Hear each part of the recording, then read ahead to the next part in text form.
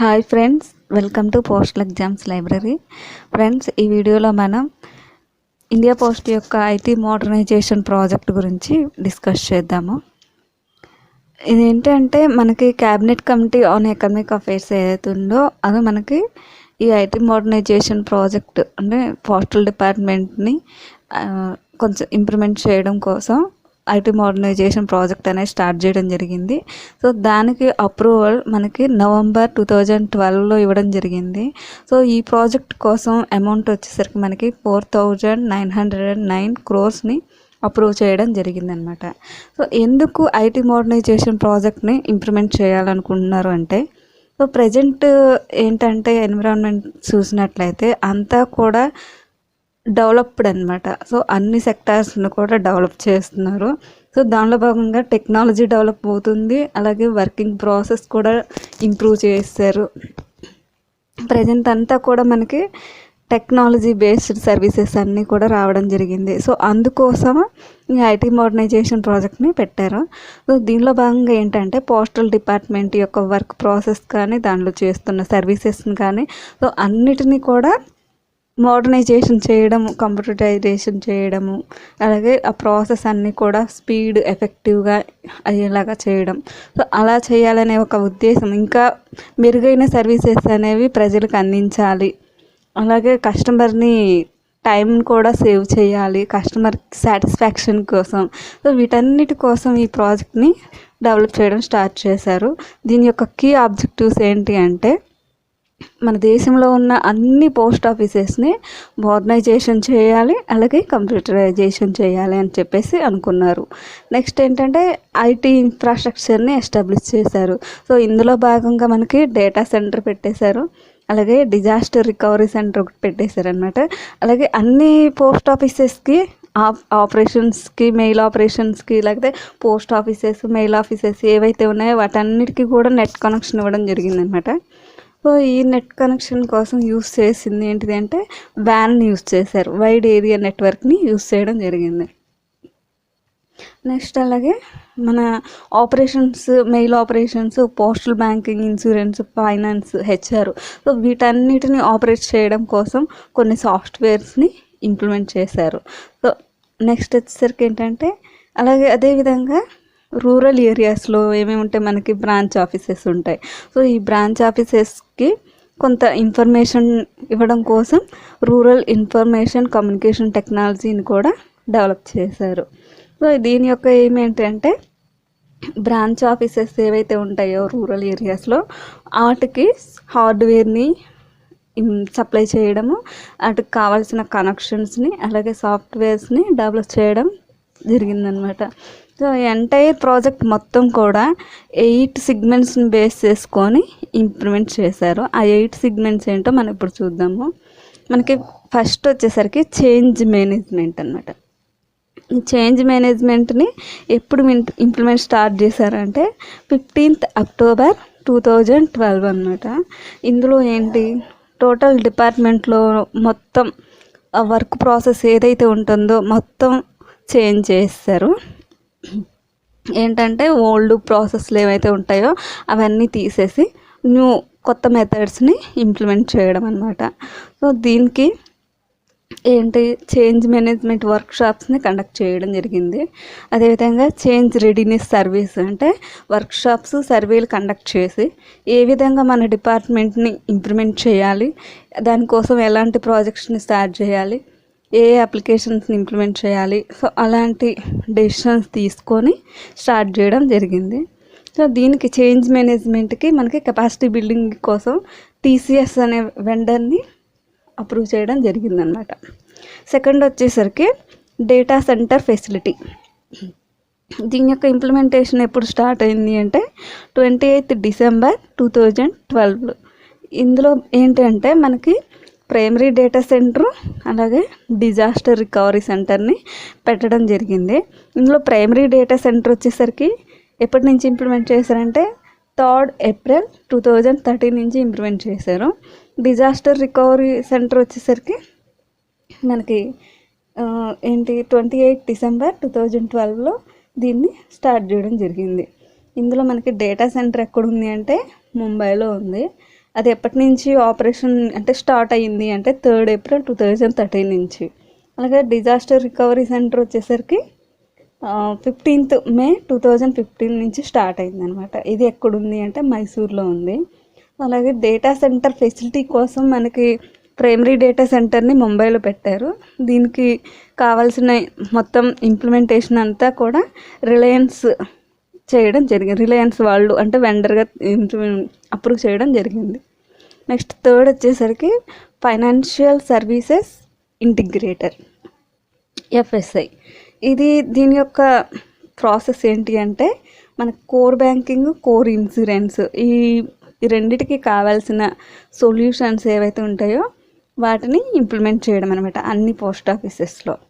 దానికోసం అంటే core banking అంటే మనకు తెలుసు అన్ని మెయిల్ ఆపరేషన్స్ మొత్తం బ్యాంకింగ్ అంటే విత్డ్రా కానీ లేకపోతే డిపాజిట్ కానీ సో ఏదైనా ట్రాన్సాక్షన్స్ కోసం కోర్ బ్యాంకింగ్ని ఇంప్లిమెంట్ చేయడం జరిగింది. అలాగే కోర్ ఇన్సూరెన్స్ అనమాట. కోర్ ఇన్సూరెన్స్ భాగంగా ఏమంటే PLI, RPLI ఇవన్నీ పెట్టేశారు. అదేవిధంగా internet banking, mobile banking, ATM, interactive voice response ఇవన్నీ, అలాగే SMS. సో వీటన్నిటిని కూడా ఫైనాన్షియల్ సర్వీసెస్ ఇంటిగ్రేటర్లో ఇంప్లిమెంట్ చేయడం జరిగిందనమాట. మనకి ATMs అనేవి ఎప్పటి నుంచి ఆపరేషన్ స్టార్ట్ అయింది అంటే 31st December 2016 నుంచి స్టార్ట్ అయిందనమాట. ఈ ఫైనాన్షియల్ సర్వీసెస్ ఇంటిగ్రేటర్ కోసం మనకి ఎవరు వెండర్గా ఉన్నారంటే ఇన్ఫోసిస్ అనమాట. ఇన్ఫోసిస్ వాళ్ళు ఏంటంటే core banking solutions, insurance so ఇలాంటివన్నీ కూడా డెవలప్ చేస్తారన్నమాట. నెక్స్ట్ వచ్చేసరికి మనకి నెట్వర్క్ ఇంటిగ్రేటర్.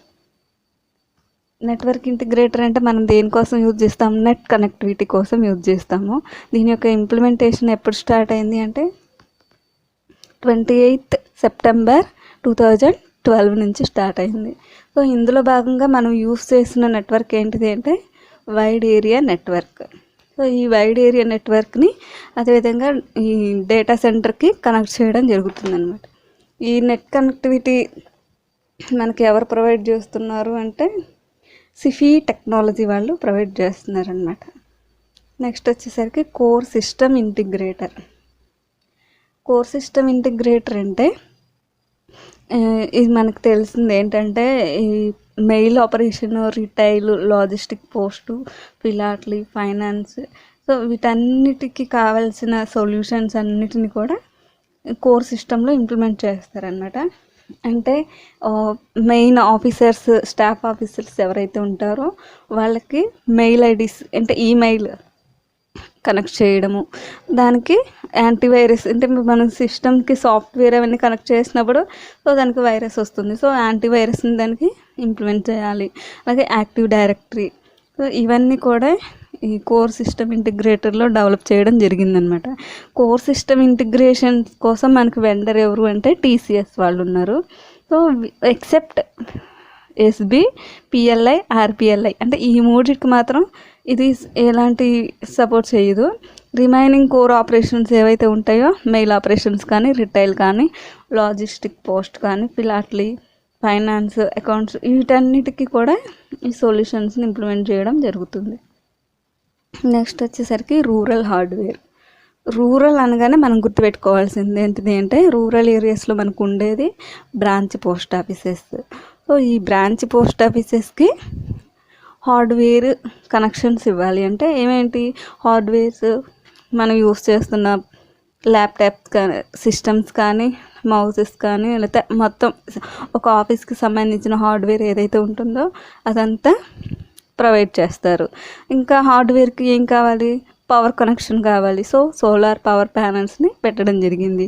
సో ఇవన్నీ వర్క్ చేయాలంటే దానికి ఇంటర్నెట్ కనెక్ట్ కావాలి. సో నెట్ కనెక్టివిటీ కూడా ఇవ్వడం జరిగింది అన్నమాట.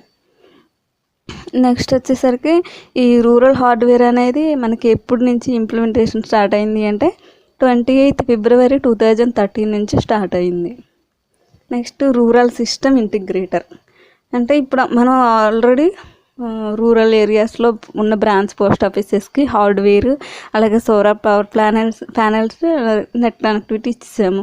సో అవన్నీ వర్క్ అవ్వాలి, ఆపరేషన్స్ అన్నీ జరగాలి అంటే వాటికి కావాల్సిన సాఫ్ట్వేర్స్ కావాలి కదా. అవి ఏమిటి అంటే FSI, CSI అంటే financial services integrator, core system integrator. So ఈ రెండింటిని రూరల్ సిస్టమ్ ఇంటిగ్రేటర్ ప్రొవైడ్ చేస్తుంది, అంటే ఇంప్లిమెంట్ చేస్తుంది అనమాట బ్రాంచ్ పోస్ట్ ఆఫీసెస్కి.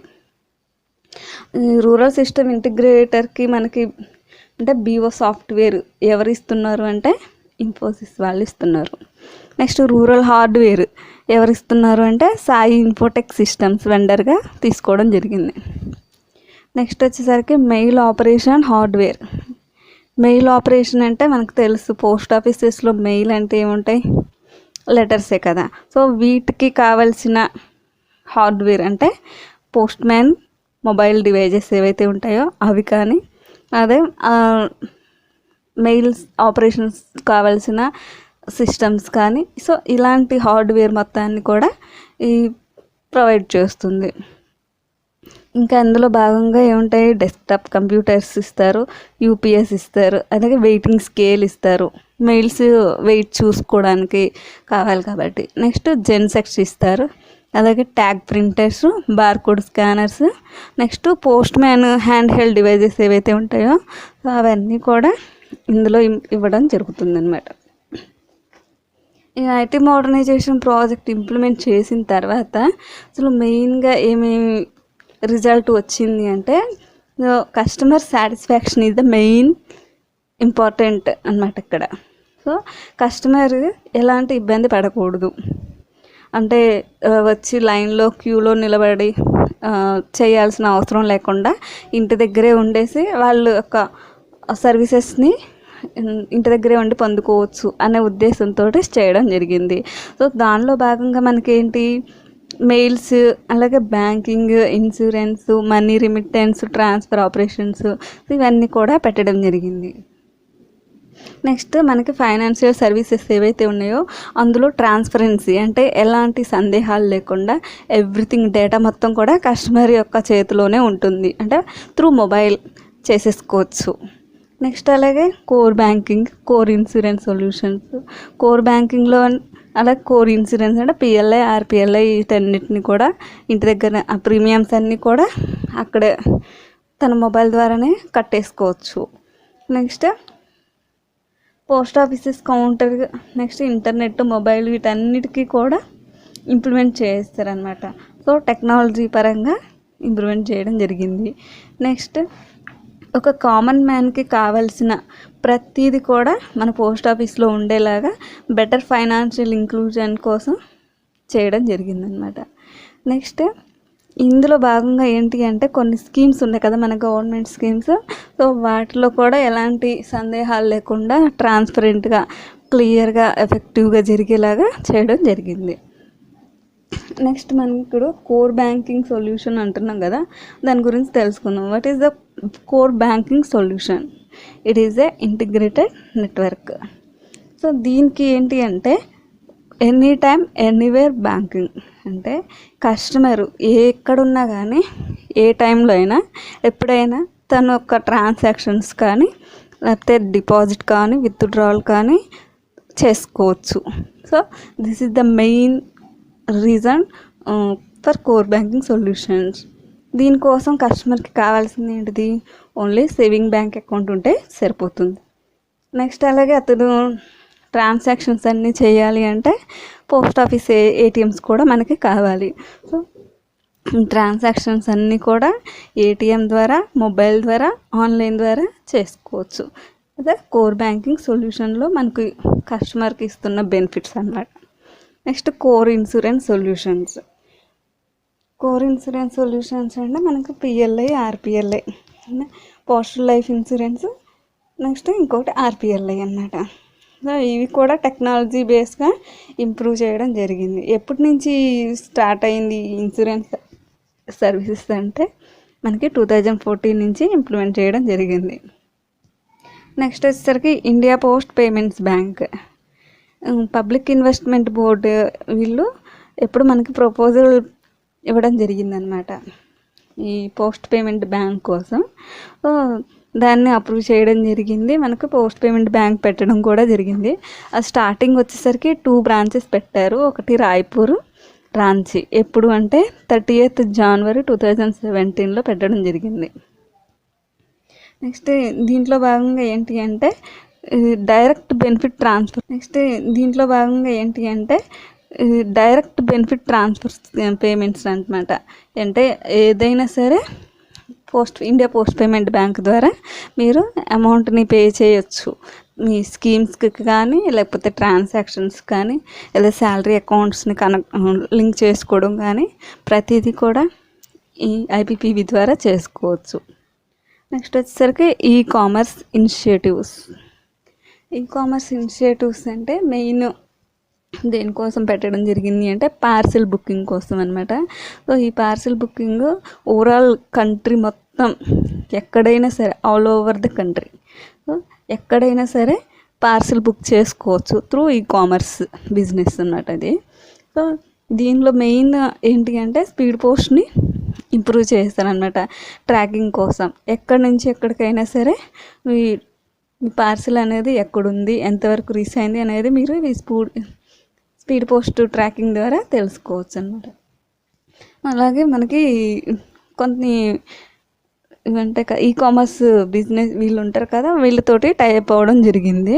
వాళ్ళు ఎవరెవరు మెయిన్గా అంటే Snapdeal, Amazon, Flipkart, Myntra, Snapdeal.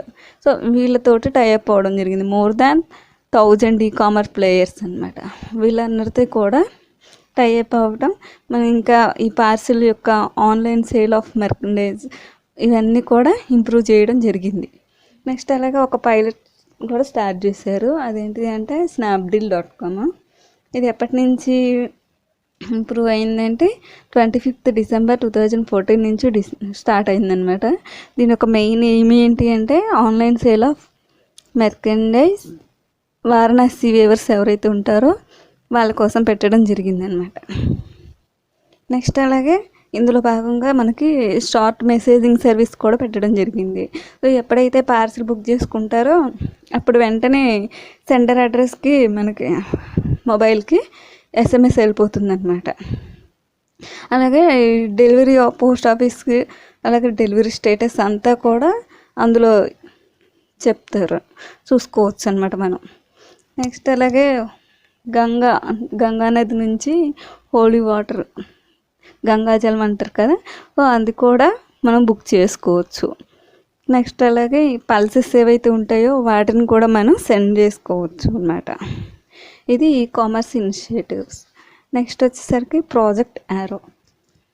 ఈ ప్రాజెక్ట్ యారో అనేది ఎందుకోసం అంటే కస్టమర్కి మనం క్వాలిటీ, అలాగే ఎఫెక్టివ్ అండ్ ఎఫిషియన్సీ సర్వీసెస్ ఇవ్వాలి. సో అది మనకు అందిస్తున్నామా లేదా అని చెప్పేసి తెలుసుకోవడం కోసం పెట్టారనమాట. ఏంటి అంటే visible, positive, quality and efficiency and effective services కస్టమర్కి ఇవ్వడం కోసం పెట్టారు. నెక్స్ట్ వచ్చేసరికి mail network optimization project.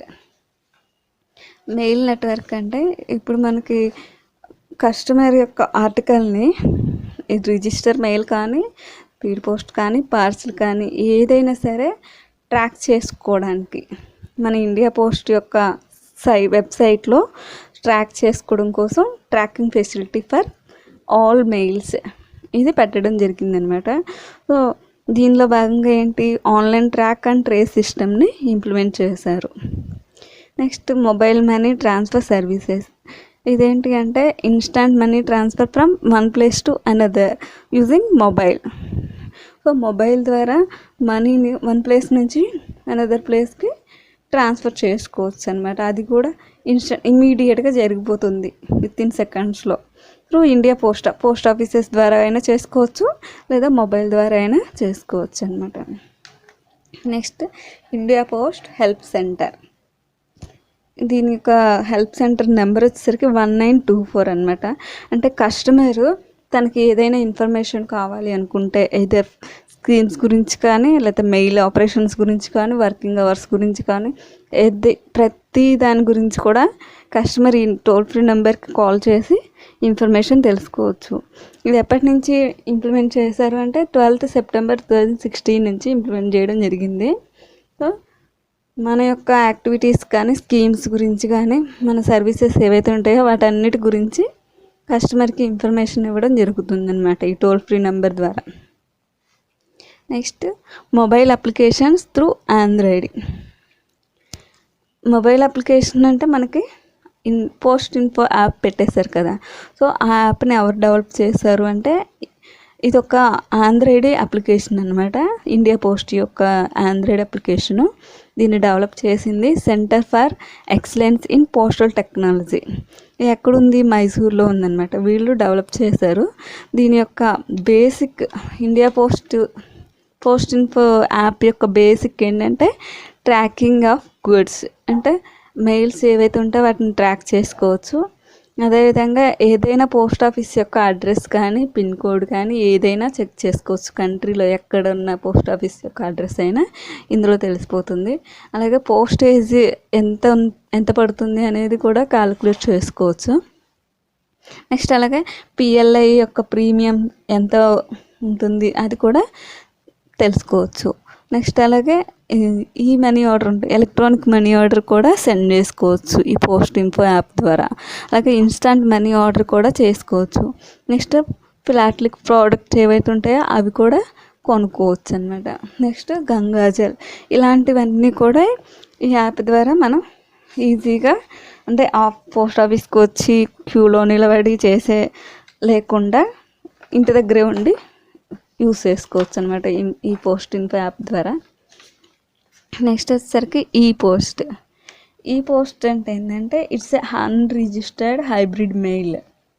So ఏంటి, ఏదైనా సరే కస్టమర్కి సంబంధించిన ఇన్ఫర్మేషన్, టెక్స్ట్ మెసేజెస్ కానీ, స్కాన్డ్ ఇమేజెస్ కానీ, పిక్చర్స్ కానీ, ఏదైనా డెలివరీ హార్డ్ కాపీ ఏదైతే ఉంటుందో అది స్కాన్ చేసి జస్ట్ మెయిల్ ద్వారా పంపించేయడం అనమాట.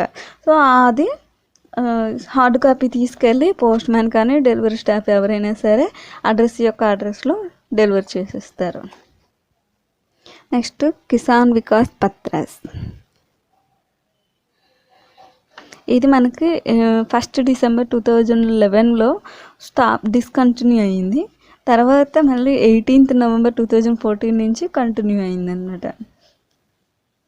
నెక్స్ట్ వచ్చేసరికి జన్ సురక్ష స్కీమ్ అన్నమాట.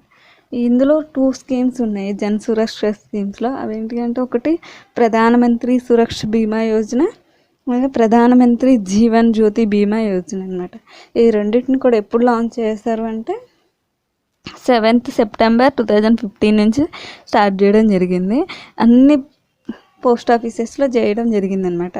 సో ఎవరైతే post office savings account holders ఉంటారో సో వాళ్ళందరికీ ఈ స్కీమ్స్ అవైలబుల్గా ఉంటాయి. Next Sukanya Samriddhi accounts. ఇది వచ్చేసరికి ఏంటంటే స్మాల్ సేవింగ్ స్కీమ్ అనమాట. ఇది ఒక గర్ల్ చైల్డ్ యొక్క వెల్ఫేర్ కోసం దీన్ని లాంచ్ చేయడం జరిగింది. ఎప్పుడు లాంచ్ చేశారంటే 22 జనవరి 2015లో లాంచ్ చేశారు. ఎవరైతే ఉంటారో గార్డియన్ అంటే పేరెంట్స్ ఎవరైతే ఉంటారో ఓన్లీ 1 అకౌంట్ ఓపెన్ చేయాలి with name of 1 girl child. ఒక అమ్మాయికి ఒక అకౌంట్ ఓపెన్ చేయాలి. మ్యాక్సిమం 2 అకౌంట్స్ ఉండొచ్చు. అది కూడా అప్ టు 10 years లోపు ఉండదు అనమాట. నెక్స్ట్ వచ్చేసరికి ప్రొడక్షన్ అండ్ ఫుల్ఫిల్మెంట్ సెంటర్. ఇది ఎప్పటి నుంచి స్టార్ట్ చేశారు అంటే ఫిబ్రవరి 2017లో స్టార్ట్ చేశారు. ఇది ఎక్కడ ఉంటుంది అంటే డాక్ భవన్ న్యూఢిల్లీ దగ్గర ఉంటుంది ఇది. దీని యొక్క మెయిన్ ఉద్దేశం ఏంటి అంటే online sale of philatelic products through ఈ post office, ShopClues, Snapdeal అని ఈ ఫిలాటలిక్ ప్రోడక్ట్స్ ఏవైతే ఉంటాయో వాటన్నిటి మనం ఈ పోస్ట్ ఆఫీస్ ద్వారా, షాప్ క్లూస్, స్నాప్డీల్ వీటి ద్వారా బై చేయొచ్చు, అంటే కొనొచ్చు అనమాట.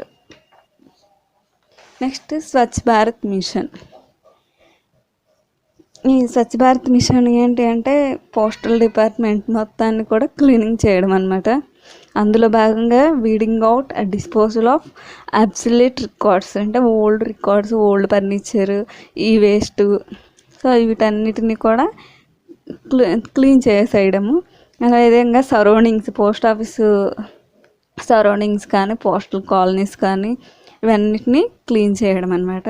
నెక్స్ట్ అలాగే ఆఫీస్ చుట్టూ కూడా ట్రీస్ని మొక్కల్ని నాటడము, అలాగే కన్స్ట్రక్షన్ ఆఫ్ కామన్ టాయిలెట్స్ లేడీస్కి అలాగే అందులో వర్క్ చేస్తున్న స్టాఫ్కి టాయిలెట్స్ని కన్స్ట్రక్ట్ చేయడము, అలాగే పోస్ట్ ఆఫీస్ని చూడడానికి చాలా అందంగా మంచిగా ఇంప్రూవ్ చేయడమే దీని యొక్క మెయిన్ ఉద్దేశం అనమాట.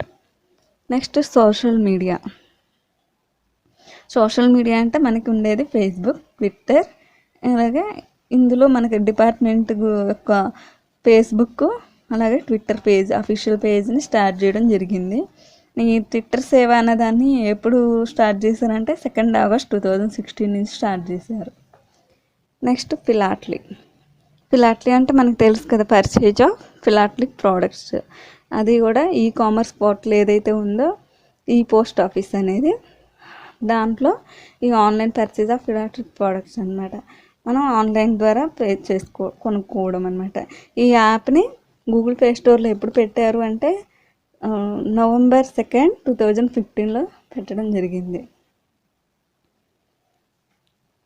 నెక్స్ట్ కస్టమైజ్డ్ మై స్టాంప్ అంటే మనకు నచ్చిన వేలో మనం స్టాంప్ని ప్రింట్ చేయించుకోవచ్చు అనమాట. ఇది ఒక కొత్త ప్రోడక్ట్. ఇది ఎప్పటి నుంచి స్టార్ట్ చేశారంటే డిసెంబర్ 2015 నుంచి స్టార్ట్ చేశారు. నెక్స్ట్ వచ్చేసరికి దర్పణ్.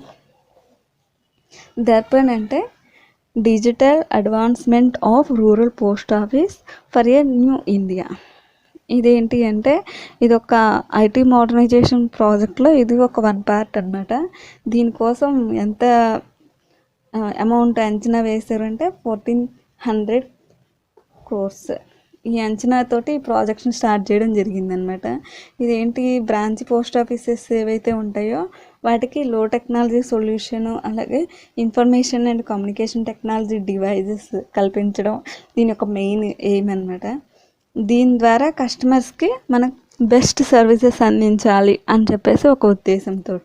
సో ఇందులో భాగంగా ఏంటి, రిమిటేషన్ పెంచడము, అలాగే saving accounts, RPLI, cash certificates, accountable articles, అలాగే ఆటోమేటెడ్ బుకింగ్, డెలివరీ, అలాగే సోషల్ సెక్యూరిటీ స్కీమ్స్, వీటన్నిటిని ఇంప్రూవ్ చేయడం జరిగింది. ఇందులోనే ఇంకొకటి మనకి ఏంటంటే ఈ సెర్చ్ బిల్ అనమాట. ఈ సెర్చ్ బిల్ అంటే ఏంటంటే ఇది ఒక కొత్త ఫ్యూచర్ అనమాట ఇండియా పోస్ట్లో. అది ఎప్పటి నుంచి స్టార్ట్ చేస్తారంటే February 1, 2018 నుంచి స్టార్ట్ అయింది. ఇది ఏం చేస్తుంది అంటే మనకి ట్రెడిషనల్ సెర్చ్ బిల్స్ ఏవైతే ఉన్నాయో వాటిని రీప్లేస్ చేస్తారు. ఇంకా మనం ఎక్కడైనా సరే ఒక ఆర్టికల్ని ఎక్కడ మనం స్కాన్ చేసాం, లాస్ట్ ఎక్కడ స్కాన్ చేసాం, అది ఏ ఆఫీస్ నుంచి ఉంటుంది, ఎక్కడ ఆగిపోయింది, అలా ఏదైనా పెండెన్సీ ఉన్నా సో అదంతా కూడా మనకి అక్కడ బ్లింక్ అవుతుంది అనమాట రెడ్ కలర్లో ఈ సెర్చ్ బిల్లో. అంటే ఈజీగా ఒక ఆర్టికల్ ఏదైనా పోయినా లేకపోతే ఎక్కడైనా మధ్యలో ఉండిపోయినా సో అలాంటి ఆర్టికల్స్ అన్నిటిని కూడా ఇది ఐడెంటిఫై చేస్తుంది. Next post man mobile app.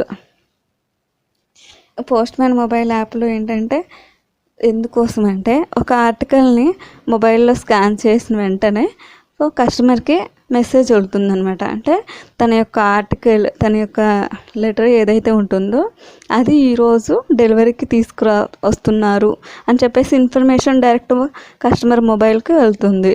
So delivery స్టేటస్ని కూడా ఇది చూపిస్తుంది అనమాట.